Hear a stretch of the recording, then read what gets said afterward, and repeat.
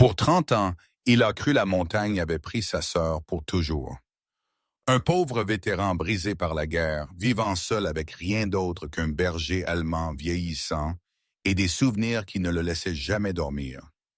Puis une nuit, piégé dans un blizzard mortel, la montagne lui a rendu quelque chose. Une maison qui ne devrait pas exister. Des dents n'étaient pas un abri. C'était la vérité sa famille a enterrée. Lettre jamais envoyée, une vie jamais effacée, et un miracle Dieu avait attendu de révéler. Si vous croyez certaines vérités sont révélées pour une raison, abonnez-vous à cette chaîne. Parce que histoires comme celle-ci nous rappellent que foi, loyauté et miracles silencieux sont encore vivants.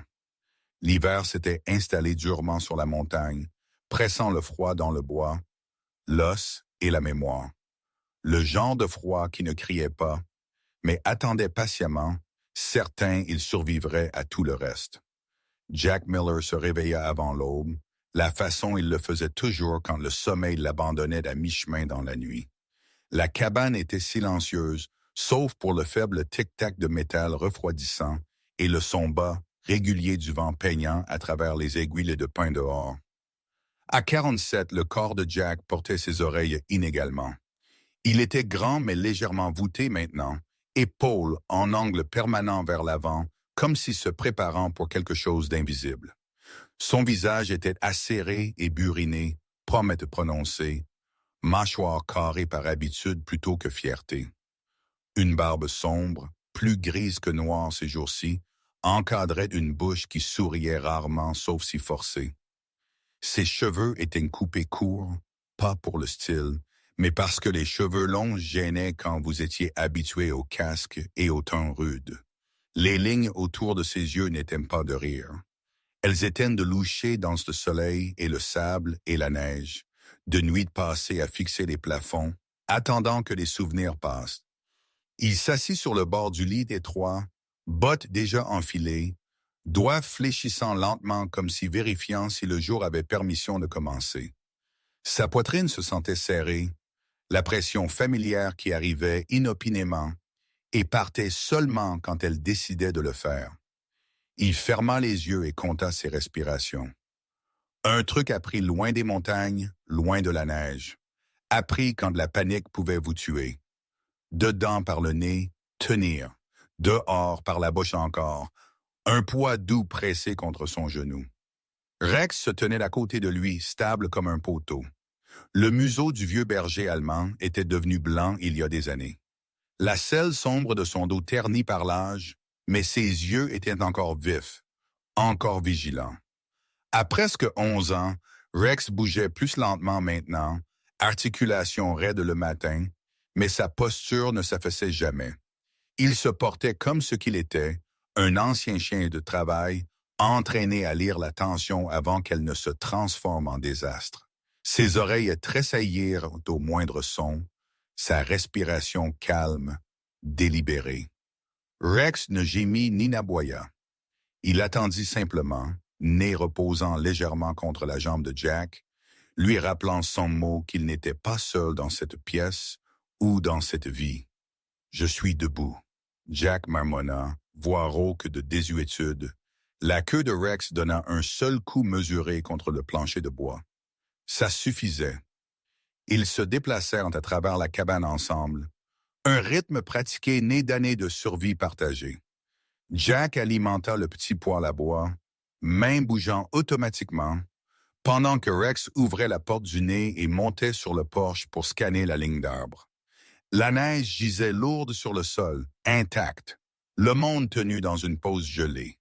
Jack versa du café bon marché dans une tasse ébréchée et s'appuya contre le comptoir, fixant la fenêtre embuée par le givre. C'était comment ces jours commençaient maintenant. Pas d'emploi du temps au-delà du jour, pas de promesse au-delà de s'en sortir. Il travaillait quand il pouvait, réparant des clôtures pour des voisins plus bas dans la vallée, transportant de la ferraille, réparant des moteurs qui auraient dû être retirés il y a des années, le genre de travail qui payait en espèces et en muscles indoloris, qui laissait peu derrière sauf la connaissance que vous aviez gagné votre place pour un autre jour. Les gens en ville le connaissaient comme silencieux, fiable, un peu distant. Certains l'appelaient enchanteur, d'autres l'appelaient brisé. Jack ne corrigea ni l'un ni l'autre. Rex revint à l'intérieur, secoua la neige de son manteau et s'assit près de la porte. Jack termina son café et enfila sa veste, le tissu usé au coude. « Vérifions la ligne », il dit, bien que Rex s'était déjà déplacé. Le matin passa en routine, bois de chauffage empilé, une planche lâche clouée en place, un tuyau gelé amené à coopérer. Jack travailla jusqu'à ce que ses épaules brûlent et ses pensées restèrent où elles appartenaient. Sur le présent, sur la prochaine petite tâche. Ce fut seulement quand le camion remonta la route étroite que le jour changea. Le chauffeur de livraison était jeune, émitouflé, trop serré, yeux clignant nerveusement vers l'étendue vide de forêt. Il tendit à Jack une boîte en carton de taille moyenne sans commentaire, impatient de partir. Jack fronça les sourcils. Il n'attendait rien. L'adresse de retour fit sa poitrine se serrer. L'oncle Robert Miller avait été le frère aîné de sa mère, un homme qui vivait seul même avant que cela ne devienne courant. Ancien service forestier, silencieux, méticuleux, le genre d'homme qui se souvenait des sentiers longtemps après que les cartes avaient cessé de les montrer. Jack ne l'avait pas vu depuis des années. La lettre l'informant de la mort de Robert avait été brève. Insuffisance cardiaque, pas de service. Cette boîte était tout ce qui restait. Jack la porta à l'intérieur, la posa sur la table et se tint au-dessus plus longtemps que nécessaire. Rex s'approcha, renifla les coins, puis s'assit en arrière, observant. Jack coupa le ruban adhésif avec son canif. Dedans se trouvaient de vieux vêtements, des cahiers remplis d'écritures serrées, et au fond, enveloppé dans un tissu taché d'huile, un morceau de papier plié. Une carte. Jack la déplia soigneusement. Elle était dessinée à la main, ligne au crayon, stompée mais précise, montrant les contours d'une région que Jack connaissait bien ou pensait connaître. Une section de la chaîne de montagnes au-delà des sentiers balisés, une zone officiellement répertoriée comme inhabitée. Près du centre, il y avait un petit X. En dessous, écrit en lettres capitales qui ne tremblaient pas avec l'âge, étaient les mots « Ne laissez pas la vérité mourir dans la neige ». Jack sentit l'air quitter ses poumons. Son premier instinct fut l'irritation. Robert avait toujours été comme ça, cryptique, têtu, convaincu que la terre détenait des secrets valant plus que les gens. Jack plia la carte à moitié, prêt à la rejeter comme les divagations d'un vieil homme solitaire. Puis Rex se figea. Le chien se tenait directement devant la table, tête baissée, yeux fixés sur la carte. Ses oreilles étaient en avant, corps immobile, muscles tendus d'une manière que Jack n'avait pas vue depuis des années. Pas curiosité, reconnaissance. « Rex », Jack dit doucement. Le chien ne bougea pas. Jack déplia la carte à nouveau, plus lentement cette fois. Il traça les lignes avec son doigt, suivant la route dans un terrain qui devenait escarpé et dangereux rapidement. Selon tout ce que Jack savait, il n'y avait rien là-haut. Pas de cabane, pas d'abri, pas de raison d'aller. Il rit une fois, court et sans humour. « Ce n'est rien », il dit, plus à lui-même qu'à Rex. « Juste du papier. » Rex fit un pas de plus. La poitrine de Jack se serra de nouveau, pas avec la panique cette fois, mais avec quelque chose de plus lourd. Il se souvint de Robert debout dans l'embrasure de la porte il y a des années, refusant d'entrer, yeux scannant les montagnes comme si comptant des dettes. Il se souvint la façon Robert disait « Certains endroits ne disparaissent pas, ils attendent juste. » Jack plia la carte et la remit dans la boîte. Il se dit que c'était la fin, qu'il avait assez de fantômes sans en emprunter de nouveaux. Il se détourna, s'occupant avec le poêle, avec n'importe quoi qui ne nécessitait pas de penser. Derrière lui, Rex laissa échapper un son bas, inconnu. Pas un grognement, pas un gémissement, quelque chose entre les deux. Jack se retourna. Le chien n'avait pas bougé de la table. Son regard était fixé sur la boîte comme si elle respirait. Un souvenir fit surface non invité, une voix d'il y a longtemps. Si vous ignorez la chose qui continue de revenir, elle reviendra plus fort. Jack ferma les yeux. Il se vit dans des années, plus vieux, plus raide, se réveillant toujours avant l'aube avec des questions sans réponse rongeant les bords de son esprit. Il vit la carte enterrée dans un tiroir, jaunie et oubliée, et ressentit un regret plus aigu que la peur. Il ouvrit les yeux. Rex le regardait maintenant. Jack expira lentement. « Si je ne vais pas, il dit, je porterai ça pour toujours. » La queue de Rex frappa une fois. Dehors, le vent changea, poussant la neige sur le porche en ligne fine et chuchotante. La montagne se tenait immobile, patiente. Jack ramassa la carte à nouveau, la plia soigneusement et la glissa dans sa veste. Il ne savait pas ce qui attendait là-haut. Il savait seulement que quelque chose avait attendu longtemps. Et cette fois, il écoutait. L'ascension commença sous un ciel qui semblait déjà fatigué de se tenir ensemble. Des nuages bas traînaient sur la montagne comme des ecchymoses se répandant sous la peau. Et la lumière avait cette qualité métallique plate que Jack Miller avait appris à ne pas faire confiance. Il ajusta les sangles de son sac usé, épaules se serrant sous le poids, et jeta un œil une fois à Rex. Le vieux berger allemand se tenait quelques pieds devant, large poitrine poudrée de neige, oreilles inclinées vers l'avant, lisant l'air, avec un sérieux qui ne laissait aucune place au doute. Rex avait 11 ans maintenant, ses mouvements plus lents, mais ses instincts n'avaient pas vieilli. Si quelque chose, il s'était aiguisé, sculpté propre par des années de savoir quand bouger et quand s'arrêter. Jack savait la prévision avait été mauvaise. Il savait aussi les prévisions mentaient dans les montagnes. Le sentier qu'il suivait était étroit et vieux, plus suggestion que chemin. Ses bords adoucis par la neige soufflée. À chaque pas, le silence s'épaississait, avalant le son jusqu'à ce que même le craquement des bottes de Jack se sente intrusif. Plus il montait, plus la neige devenait profonde, montant de la cheville au mollet, puis encore plus haut. La respiration de Jack devint plus forte à l'intérieur de ses oreilles, inégale, sa poitrine se serrant d'une manière qui n'avait rien à voir avec l'altitude. Il se dit c'était juste le froid, juste la montée. Mais la montagne avait une façon de mettre à nu les mensonges. Le premier souvenir glissa silencieusement. L'odeur de poussière et de métal chaud. L'écho de vent qui n'était pas du vent du tout. Les mains de Jack commencèrent à trembler, doigts se raidissant autour des sangles de son sac. Sa vision se rétrécit, le blanc de la neige saignant dans quelque chose d'autre, quelque chose de plus vieux et bien plus dangereux. Il cessa de marcher sans s'en rendre compte. Rex remarqua instantanément. Le chien se retourna, entra directement dans le chemin de Jack et le bloqua, solide, immobile. Jack essaya de se déporter, mais Rex imita le mouvement, pressant plus près jusqu'à ce que son corps chaud rencontre la cuisse de Jack. Rex leva sa tête et fixa Jack d'un regard stable. Yeux sombres, calmes, impérieux. Pas peur, instruction. Doucement, Jack marmonna, bien que sa voix sembla lointaine même pour lui-même. Sa respiration vint trop vite, peu profonde et aiguë. Rex se pencha, pression ferme contre la jambe et la hanche de Jack, le ramenant à la terre, la façon dont il avait été entraîné à faire il y a des années, quand la panique pouvait transformer un homme en un fardeau. Rex expira lentement, délibérément, un signal que Jack reconnut même à travers le brouillard rampant dans son esprit.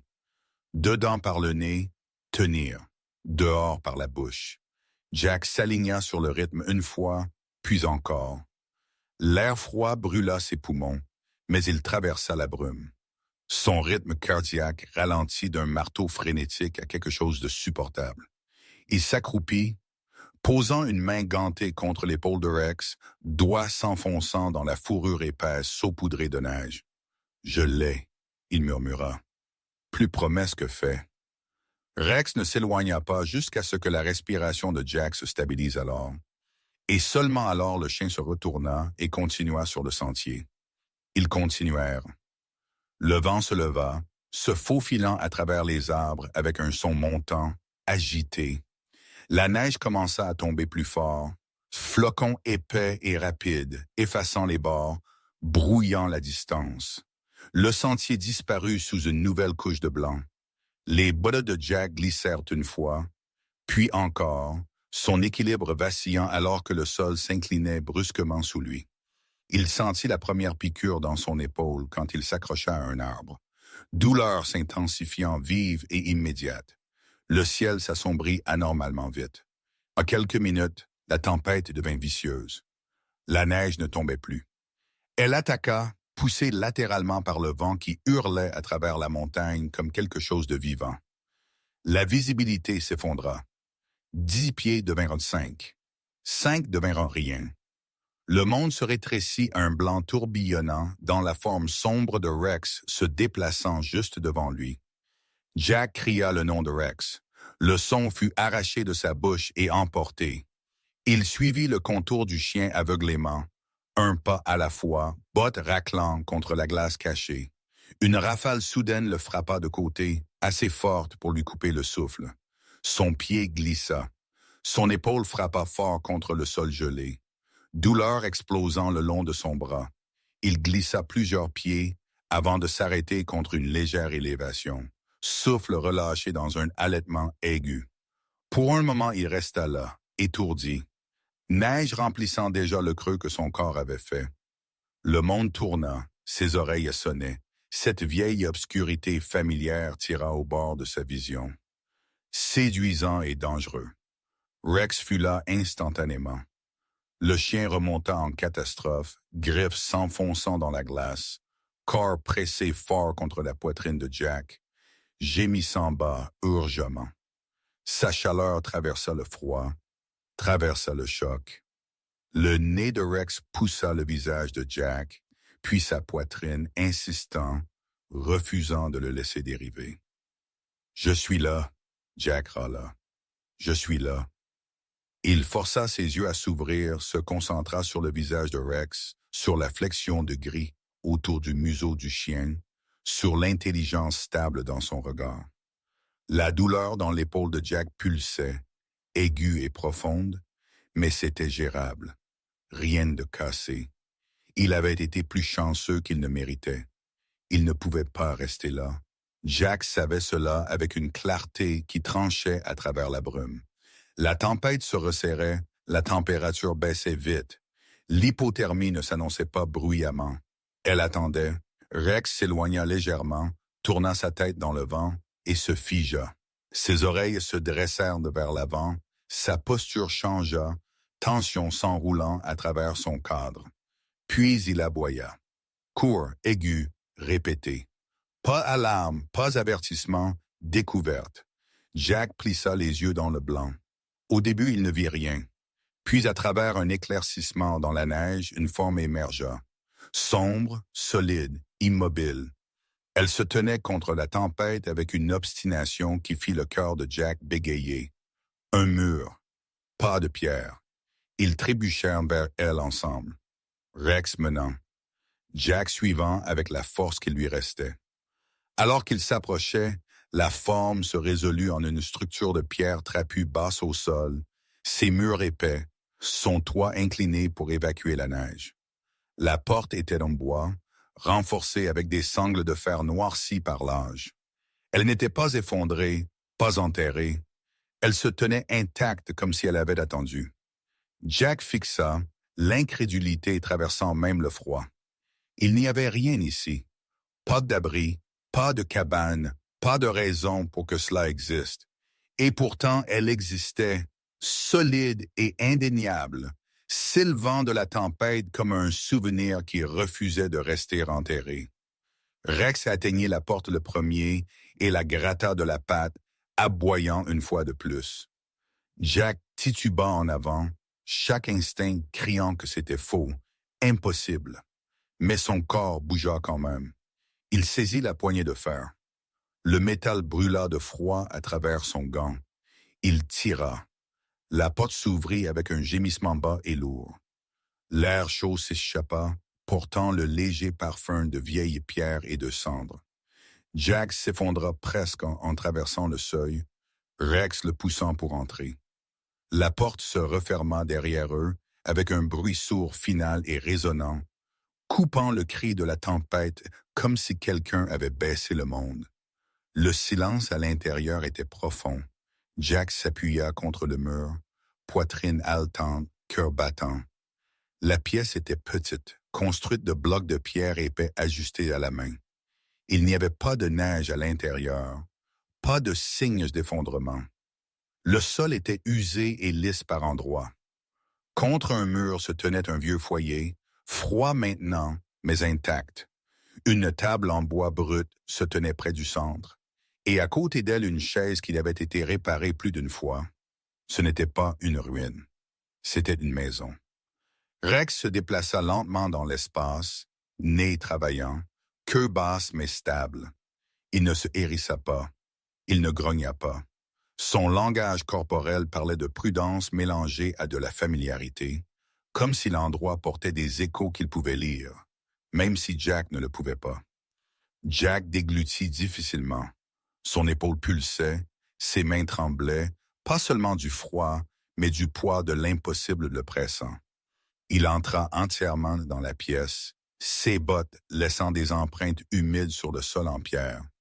Quelqu'un avait vécu ici, et la montagne l'avait gardé caché. Dehors, la tempête faisait rage, effaçant le chemin qu'ils avaient pris, avalant toute chance de faire demi-tour. Jack posa une main contre le mur de pierre froide et laissa échapper un lent souffle. Si ce n'était pas une illusion, alors la question n'était plus si l'endroit existait. C'était qui l'avait construit et pourquoi. Personne n'était censé savoir. The Doom. La chaleur à l'intérieur de la maison de pierre ne venait pas du feu. Elle venait d'une absence qui semblait récente, de la façon dont l'air retenait la chaleur, comme s'il n'avait pas encore accepté que personne ne reviendrait. Jack Miller se tenait juste à l'intérieur de la porte, la neige fondant de sa veste en gouttes lentes et sombres, sa respiration forte dans le silence soudain.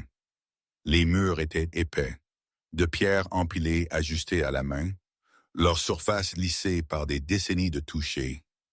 Ce n'était pas une ruine griffée ensemble dans le désespoir. C'était une maison construite pour durer. Rex bougea le premier, comme il le faisait toujours. Le vieux berger allemand traversa prudemment le sol en pierre, nez bosse, queue stable, lisant la pièce en long balayage délibéré. Ses pattes ne firent presque aucun son. Jack le regarda de la façon qu'un homme regarde une boussole quand le sentier disparaît. Rex ne montra pas de peur. Il montra de la prudence mélangée à de la reconnaissance. La même posture qu'il avait prise il y a des années en entrant dans des lieux qui portaient des histoires humaines trop lourdes pour être ignorées. Le mobilier était spartiate mais intentionnel. Une table en bois marquée par l'usage, pas par la négligence. 2 chaises, l'une plus robuste que l'autre, ses pieds renforcés avec des clous dépareillés. Un lit étroit construit dans le mur du fond, couverture pliée avec soin, bord rentré comme si l'habitude importait plus que le confort. Il y avait de la poussière, mais pas d'abandon. La poussière gisait uniformément, undisturbed, la façon elle le fait quand une porte a été fermée, pas quand un endroit a été laissé à pourrir. Jack fit un pas en avant, épaules s'embrassant de douleur, et posa sa main contre la table pour se stabiliser. Le bois était lisse sous sa paume, usé. Quelqu'un avait été assis assez longtemps pour se laisser derrière. Ce n'était pas temporaire, il murmura. Le son de sa propre voix le surprit. Rex fit une pause près du foyer, renifla les pierres froides, puis se tourna brusquement vers le coin le plus éloigné de la pièce. Ses oreilles étaient inclinées vers l'avant. Il baissa la tête et commença à tourner autour d'une petite section de sol. Mouvement précis, mesuré. Puis il gratta une fois, doucement, délibérément. L'estomac de Jack se serra. Rex gratta encore, puis le regarda, yeux intenses. Ce n'était pas un jeu, c'était du travail. D'accord, Jack dit doucement. Il s'accroupit à côté de Rex, ignorant la protestation de son épaule, et passa ses doigts le long du sol en pierre. La plupart des dalles étaient à fleurs. Une ne l'était pas. Il y avait une fente étroite, presque invisible à moins que vous ne saviez la chercher. Jack accrocha ses doigts dans l'espace et tira. La pierre se souleva avec un léger raclement, révélant une cavité peu profonde en dessous. Dedans se trouvait une petite boîte en métal, ternie par l'âge, mais intacte. Jack la fixa un long moment, cœur battant.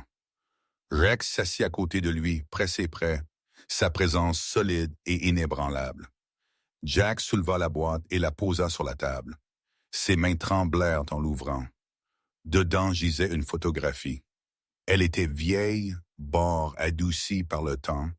L'image montrait une femme debout devant cette même maison, son bras enroulé protecteur autour d'un nourrisson émailloté. Elle était mince, grande d'une manière discrète, avec des cheveux foncés tirés en arrière lâchement d'un visage qui contenait à la fois force et douceur. Sa peau était pâle, légèrement burinée par le soleil et le vent de la montagne, taches de rousseur saupoudrant ses joues. Ses yeux, même en noir et blanc, étaient indubitablement vivants, vifs, intelligents, portant une profondeur de pensée qui ne s'estompait pas dans l'objectif. Elle souriait, mais ce n'était pas le genre de sourire destiné aux caméras. C'était le genre destiné à quelqu'un se tenant juste derrière elle. Derrière elle se tenait un homme, une main reposant légèrement dans son dos. Il était aux épaules larges, barbu, son visage anguleux et ridé. Yeux assis profonds sous un front lourd. Sa posture était relaxée mais vigilante, la pose de quelqu'un qui savait comment vivre en plein air et avait appris le coup des erreurs. Il portait une veste rapiécée au coude, bottes usées aux orteils, un homme de travail, un homme de montagne. Sous la photographie, écrit à l'encre soignée, atteintes les mots Emily et Daniel, 1994. La pièce sembla s'incliner. La respiration de Jack se bloqua douloureusement dans sa gorge. Emily, il murmura. Emily Miller, sa sœur, celle qui avait disparu dans les montagnes il y a plus de 30 ans. Celle qu'ils disaient avoir été perdue dans une tempête. Son corps jamais trouvé. Son histoire scellée par le temps et le silence. Jack avait été jeune alors, trop jeune pour questionner la certitude avec laquelle les adultes décidaient ce qui pouvait et ne pouvait pas être vrai. Il s'enfonça contre la table, genoux faibles. Rex s'approcha, pressant son flanc contre la jambe de Jack, l'ancrant. Jack sentait à peine le poids du chien. Ses yeux étaient fixés sur la photographie, sur la femme qui semblait si douloureusement vivante. « Elle n'est pas morte », Jack dit d'une voix rauque. Le dire à voix haute se sentit comme déchirer une blessure qu'il avait été enseigné de garder fermée. « Elle a vécu. » Il retourna dans la boîte. Sous la photographie gisait une pile de lettres pliées soigneusement, voire usées. Chaque enveloppe portait le même nom, écrit d'une main familière, Jack Miller. Ses mains tremblèrent plus fort maintenant, alors qu'il dépliait la première lettre. L'écriture était indubitable, inclinée légèrement vers la droite, précise, mais chaude. L'écriture d'Emily. Jack, si tu lis ce que ci, alors quelque chose a mal tourné ou quelque chose a finalement bien tourné. Je ne sais pas lequel j'espère le plus. Jack ferma les yeux. Les mots se brouillèrent derrière des larmes qu'il ne se souvenait pas avoir permises. Les lettres racontaient une histoire en fragments. Emily partant non parce qu'elle voulait disparaître, mais parce qu'elle ne pouvait plus respirer là où elle était. Une maison dirigée par le contrôle, par la peur, habillée en protection. Une décision prise dans le noir, alimentée par le désespoir et l'espoir à part égale. Daniel, un homme qui écoutait plus qu'il ne parlait, qui lui a appris à fendre du bois, à lire la météo, à vivre sans demander permission.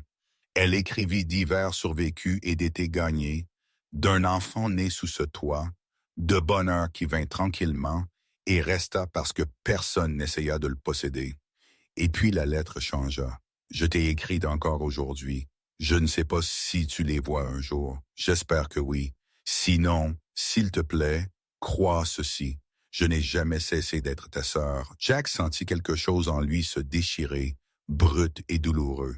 Il avait passé des décennies à croire qu'Emily avait disparu par accident, avalée par la montagne. Il avait pleuré un fantôme. Mais ce n'était pas un accident. Quelqu'un avait intercepté ces mots. Quelqu'un avait décidé que Jack ne méritait pas la vérité. Rex s'assit près, épaules pressées fermement contre le flanc de Jack. La respiration du chien était lente, régulière, ancrante. Jack s'y pencha sans honte, front tombant brièvement sur le cou de Rex. La fourrure était chaude, familière, réelle. « Je ne savais pas, » Jack murmura. « Dieu aime, je ne savais pas. » Il rassembla les lettres dans la boîte avec un soin révérencieux, comme si elles pouvaient s'effriter si mal manipulées. Son regard dériva autour de la pièce encore, et maintenant il la voyait différemment. La chaise réparait encore et encore parce que la remplacer n'était jamais une option, le lit positionné près du mur pour la chaleur, la table assez grande pour 2 puis 3. Cet endroit avait contenu des rires, il avait contenu des arguments, il avait contenu de la vie. Rex se leva et retourna au coin, reniflant le sol une fois de plus, puis s'asseyant, alerte, mais calme. Il n'y avait plus de compartiment caché à trouver ce soir.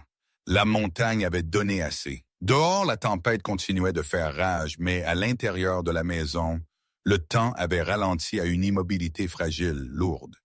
Jack s'enfonça sur la chaise, la photographie reposant dans ses mains. Sa poitrine faisait mal d'une manière qui n'avait rien à voir avec son épaule. La colère vacillait sous le chagrin, aiguë et dangereuse. Mais elle n'avait nulle part où atterrir encore. Quelqu'un avait effacé Emily de sa vie. Pas de la montagne, pas la tempête, une personne. Rex se coucha à ses pieds, corps aligné avec la porte, vigilant même au repos. Jack fixa le mur, à la pierre qui avait gardé le secret pendant des décennies, et sentit le poids de la question s'installer dans ses os. Emily avait vécu, alors pourquoi n'était-elle jamais revenue? Le matin atteignit la maison de Pierre soigneusement, comme si incertain il était le bienvenu. Une lumière pâle glissa à travers la fenêtre étroite et s'installa sur le sol en fine ébande, révélant les calmes conséquences de la tempête. Le vent s'était adouci à un faible murmure, la neige s'accrochant au mur dehors comme un souffle retenu. Jack Miller se réveilla assis dans la chaise, la photographie toujours dans ses mains, son cou raide, son épaule endolorie sourdement. Rex gisait à la porte, corps étiré longuement, oreilles tressaillant à chaque son distant, gardant même au repos. Le coup vint une fois, ferme, sans hâte. Rex fut sur ses pieds instantanément, un grondement d'avertissement bas dans sa poitrine. Le pouls de Jack sauta. Personne n'aurait dû être ici. Il se leva lentement, articulation protestant, et se déplaça vers la porte. Avant qu'il ne puisse parler, une voix porta à travers le bois épais, rendu rude par l'âge, mais stable. « Doucement, garçon, je ne suis pas ici pour blesser personne. » Jack ouvrit la porte. L'homme debout dehors était vieux, mais la montagne ne l'avait pas plié complètement. Il était grand, bien que le temps avait légèrement courbé sa colonne vertébrale, et il s'appuyait sur un bâton en bois poli lisse par des années d'usage. Sa barbe était blanche et soigneusement taillée, encadrant un visage coupé de lignes profondes qui parlaient de vent, de soleil et de longues saisons vécues dehors. Ses yeux étaient vifs, gris pâle, ne manquant rien.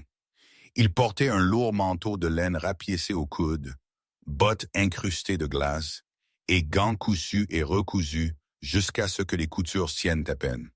Il ressemblait à quelqu'un qui appartenait exactement où il se tenait. « Eh bien, » le vieil homme dit, étudiant Jack avec une intensité qui le fit bouger. « Vous l'avez trouvé. » La gorge de Jack se serra. « Qui êtes-vous? » Le regard de l'homme se posa brièvement sur Rex, qui se tenait entre eux, tendu mais pas attaquant. « Mon nom est Walter Hayes, » il dit. « J'étais garde forestier avant que mes genoux ne me disent le contraire. J'ai gardé un œil sur cette étendue de montagne plus longtemps que la plupart des gens se souviennent. » Sa bouche se courba en quelque chose qui n'était pas tout à fait un sourire. « Et vous devez être Jack Miller. » Jack se figea. « Vous connaissez mon nom? » Walter hocha la tête. « Votre sœur parlait beaucoup de vous. » Les mots frappèrent comme un coup. Jack recula instinctivement, la pièce tournant. Rex pressa près, l'ancrant, le flanc du chien chaud contre la jambe de Jack. Jack déglutit difficilement. Vous connaissiez Emily? Oui, Walter dit simplement. Mieux que la plupart. Jack laissa la porte s'ouvrir plus grande et le fit signe d'entrer. Walter enleva son manteau avec soin et le pendit près de la porte. Mouvement délibéré, respectueux, comme si entrant dans un lieu qui le demandait.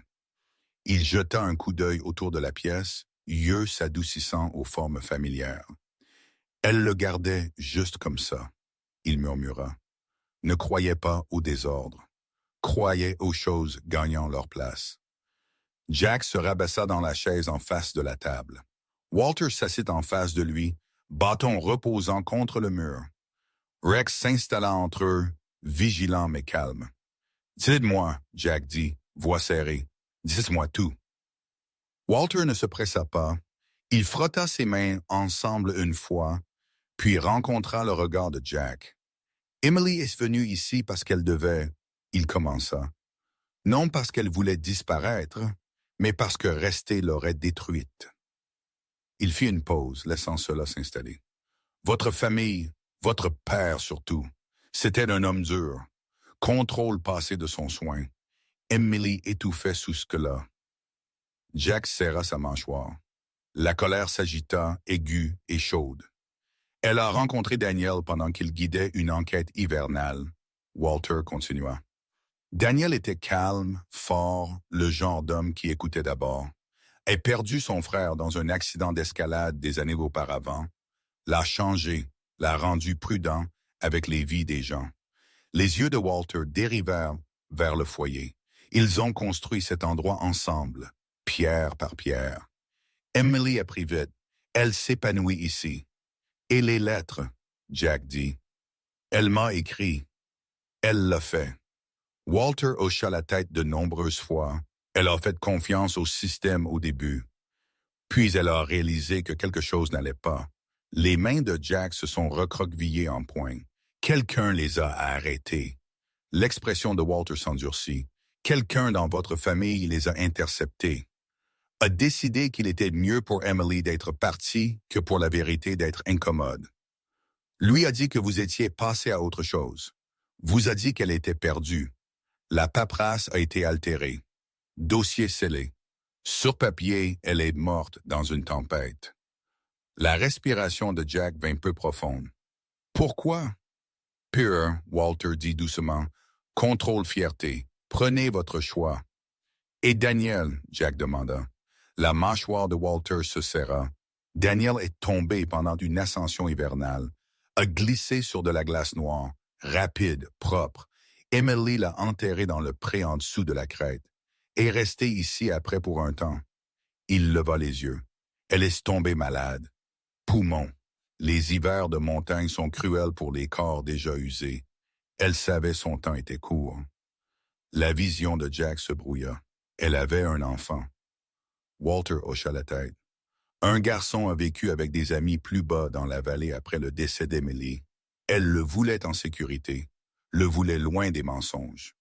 Il plongea dans la poche de son manteau et en retira un document plié. Elle a laissé ceci pour vous. Acte de propriété de la maison. Signé, témoigné. Elle voulait que vous l'ayez quand vous seriez prêt. Jack fixa le papier comme s'il pouvait le brûler. Elle pensait que je viendrais. Elle savait, Walter dit, l'a dit pendant des années que vous suivriez la vérité quand elle vous trouverait enfin. La colère surgit alors, menaçant de se libérer. Jack se leva abruptement, chaise raclante en arrière. Ils me l'ont volée, il dit, voix tremblante. Ils m'ont laissé croire qu'elle était morte. Rex se leva avec lui, pressant contre sa jambe, ferme et ancrant. La présence du chien coupa à travers la fureur, la ralentissant, forçant Jack à respirer. Walter observa sans interruption. La rage ne la ramènera pas, il dit doucement, mais elle peut prendre ce qu'elle vous a laissé. Jack ferma les yeux. Le feu dans sa poitrine s'atténua en une douleur. Elle n'était pas perdue. Il dit doucement. Moi, si. Walter inclina sa tête. La vérité a une façon de trouver le patient. Le silence s'installa entre eux, lourd mais pas vide. Dehors, la neige glissa du toit dans une douce précipitation. Jack s'enfonça de nouveau dans la chaise, épuisé. Rex se coucha à ses pieds, tête sur ses pattes, yeux ne quittant jamais le visage de Jack. « Vous ne l'avez pas abandonné, » Walter dit. Elle n'a jamais cru cela. Elle croyait que quelqu'un d'autre avait fait le choix pour vous deux. Jack hocha la tête lentement. La vérité faisait mal, mais elle était solide. Elle ne s'évanouit pas quand il la chercha. Walter se leva, récupérant son manteau. « Je vous laisse avec ça, » il dit. « Il y a plus quand vous serez prêt, mais pour l'instant, vous aviez besoin de ceci. » À la porte, il fit une pause. « Elle voulait que vous viviez, » il ajouta. « Pas porter ceci comme une blessure. » La porte se ferma doucement derrière lui. Jack resta assis. Rex pressa près, la confession résonnant dans les murs de pierre. Il n'avait pas été abandonné. On lui avait menti, et la montagne enfin avait parlé. La descente de la montagne fut plus calme que la montée, non parce que la terre s'était adoucie, mais parce que Jack Miller l'avait fait. La neige gisait encore épaisse le long du sentier, et le froid mordait encore à travers le tissu et l'os, mais le monde ne se sentait plus comme un ennemi se refermant. Jack bougea soigneusement, un pas à la fois, ses épaules raides, mais fonctionnelles, sa respiration régulière. Rex marchait devant lui, tête basse, yeux scannants, le corps du vieux berger allemand aligné avec un but. L'âge avait ralenti la foulée de Rex, l'argent se répandant à travers la fourrure sombre le long de son museau et de sa poitrine, mais rien n'avait émoussé sa conscience. Il s'arrêtait souvent, testant le vent, écoutant les changements subtils qui signifiaient un danger. 2 fois, il arrêta Jack avec un léger souffle d'avertissement, le guidant autour. Congère instable et glace cachée. Sur la section la plus raide, Jack glissa une fois, bottes dérapant sur la pierre gelée, et Rex réagit instantanément, supportant son poids, en attrapant la manche de Jack juste assez longtemps pour lui donner l'équilibre. Jack rit à bout de souffle quand ce fut fini, un son qui le surprit autant que la montagne. « Sauvant toujours ma vie », il murmura, reposant son front brièvement contre celui de Rex. La queue du chien remua une fois, lente et certaine. Au moment où ils atteignirent la basse vallée, le ciel s'était ouvert en un bleu pâle et indulgent. La ville apparut graduellement, un éparpillement de toits et de cheminées nichés contre les collines, fumée montant en fines lignes. Cela semblait irréel après des jours enveloppés de pierre et de silence. Jack fit une pause au bord de la route, sac lourd sur son dos, le poids à l'intérieur plus lourd. Encore lettres, actes de propriété, la photographie, vérité qui ne pouvait plus être enterrée. Rex se tenait à côté de lui, assez près pour que Jack puisse sentir la chaleur de son flanc à travers son manteau. La première personne où Jack alla fut sa tante par mariage, Marianne Miller, la femme qui avait géré les dossiers sauts de famille pendant des années. Marianne était à la fin de ses soixantaines, grande et rigide de posture, ses cheveux autrefois blonds coupés courts et teints d'un gris soigné. Son visage était acéré, lèvres minces, yeux pâles et gardés. Elle s'était toujours portée comme quelqu'un préparé au jugement. Et au fil des ans, cette tension s'était durcie en contrôle. Quand Jack arriva à sa maison modeste, elle ouvrit la porte avec une surprise qui se transforma rapidement en malaise à la vue de son expression. Ils s'assirent à la table de la cuisine, Rex couché aux pieds de Jack, vigilant. Jack posa la photographie d'abord, puis les lettres, puis l'acte de propriété plié. Il ne haussa pas la voix. Il n'accusa pas. Il raconta simplement la vérité pièce par pièce, laissant le silence s'étirer là où il le fallait. Les mains de Marianne tremblèrent alors qu'elle reconnaissait l'écriture d'Emily. Son visage se vida de couleur. Quand elle parla finalement, sa voix était cassante, défensive au début, puis craquante. Elle parla de peur, de ce que les choix d'Emily auraient fait à la réputation de la famille, de croire qu'elle protégeait tout le monde. Jack écouta, mâchoire serrée, poitrine endolorie, mais il n'interrompit pas. J'ai perdu ma sœur 2 fois, il dit doucement quand elle eut fini. Une fois à la montagne, une fois un mensonge. Marianne baissa son regard. Il n'y avait plus d'excuses sur lesquelles se tenir. Jack se leva, rassembla les papiers et partit. Pas de cris, pas de pardon prononcé à voix haute, juste la vérité placée là où elle ne pouvait plus être ignorée. Les jours qui suivirent furent durs d'une manière différente. Jack retourna à la maison de Pierre dès que le temps le permit, apportant des outils, du bois de récupération et le peu d'argent qu'il pouvait épargner. Il travailla avec les mêmes mains qui avaient transporté de la ferraille et réparé des moteurs, remettant les pierres cassées en place, réparant le toit, renforçant la porte. Rex resta prêt, supervisant, se reposant quand nécessaire, alerte même en dormant. La nouvelle se répandit doucement parmi les rares qui utilisaient encore les hauts sentiers. Un garde forestier s'arrêta un après-midi. Un jeune homme nommé Evan Brooks, maigre et aux cheveux foncés, visage ouvert et sincère. Evan offrit des provisions, puis de l'aide, impressionné par l'idée de restaurer l'ancien abri. Des gens se retrouvent encore piégés ici, il dit. Plus que vous ne le penseriez. Jack hocha la tête. Il comprenait cela mieux que la plupart. Au moment de la première forte chute de neige de la saison, la maison était prête. Un nouveau panneau se tenait près du sentier, simple et peint à la main. Abri de montagne, ouvert par tempête, pas de nom, pas d'histoire, juste un endroit pour survivre. Jack accrocha la photographie d'Emily au-dessus du foyer, centrée, de niveau, la façon dont elle l'aurait voulu. Quand il recula, la pièce se sentit complète. Non parce qu'elle était pleine, mais parce que rien d'important ne manquait plus. La vie ne devint pas soudainement facile. Jack vivait toujours de chèque de paie en chèque de paie, prenait toujours les emplois que personne d'autre ne voulait. Son épaule endolorie dans le froid. Les nuits étaient parfois longues, mais quelque chose de fondamental avait changé. Le silence en lui ne criait plus. Il écoutait. Il commença à dormir toute la nuit plus souvent que non. Rex se recroquevilla au pied du lit, se levant raidement le matin, mais toujours impatient pour le jour. Lors d'une visite de retour de la montagne, Jack rencontra Sarah Whitman, une coordinatrice bénévole de recherche et sauvetage. Sarah était au début de la quarantaine, grande et athlétique, peau bronzée par le soleil, cheveux auburn tirés en une tresse pratique. Ses yeux étaient stables, gentils sans être doux.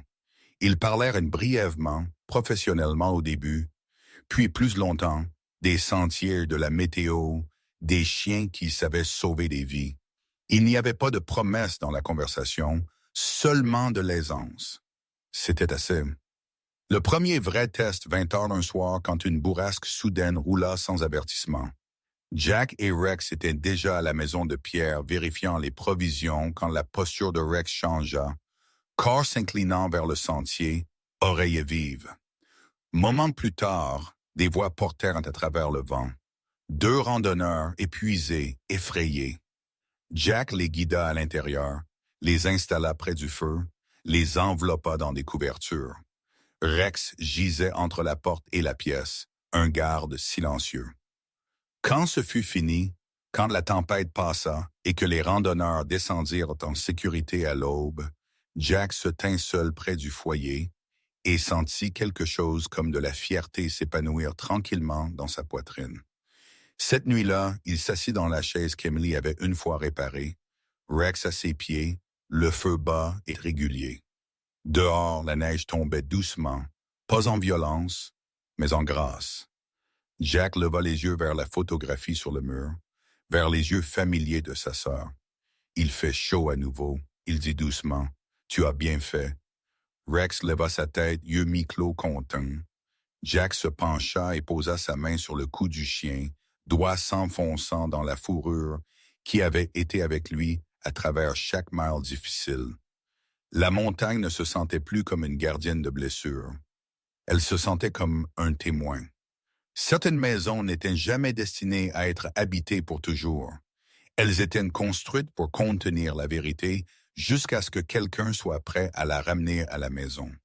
Parfois, les miracles n'arrivent pas comme le tonnerre ou le feu du ciel. Parfois, ils arrivent tranquillement, comme vérité découverte, comme pardon choisi, comme un cœur enfin autorisé à guérir. Jack ne trouva pas de richesse sur cette montagne. Il ne trouva pas de justice de la façon dont les films promettent. Ce qu'il trouva fut quelque chose de plus profond. La vérité longtemps enterrée, finalement amenée à la lumière. Et peut-être c'est ainsi que Dieu travaille encore aujourd'hui. Pas toujours en changeant la tempête, mais en nous donnant la force de marcher à travers elle. Pas en effaçant la douleur, mais en la rachetant, transformant la perte en but et le silence en sens. Dans nos propres vies, nous portons tous des questions sans réponse, de vieilles blessures, des moments que nous souhaiterions avoir fini différemment. Mais cette histoire nous rappelle qu'aucune vérité n'est jamais vraiment perdue, et aucune prière n'est jamais inentendue, même si la réponse vient des années plus tard et de manière que nous n'avons jamais attendue. Si cette histoire vous a ému, si elle vous a rappelé quelqu'un que vous aimez ou une vérité que vous cherchez encore, s'il vous plaît, partagez-la avec quelqu'un qui pourrait avoir besoin d'espoir aujourd'hui. Laissez un commentaire, même juste un mot ou un nombre. Cela aide cette histoire à atteindre des cœurs qui pourraient souffrir en silence. Et si vous croyez en histoire de foi, de rédemption, de chiens loyaux et de courage tranquille, abonnez-vous à la chaîne et activez les notifications pour ne pas manquer ce qui vient ensuite. Que Dieu vous bénisse, vous protège et vous guide à travers chaque tempête que vous affrontez. Qu'il vous accorde la paix où il y a eu de la douleur et la lumière où il y a eu de l'attente. Merci d'avoir marché ce voyage avec nous. Et rappelez-vous, parfois le miracle n'est pas que la tempête s'arrête, c'est que vous êtes toujours debout quand elle passe.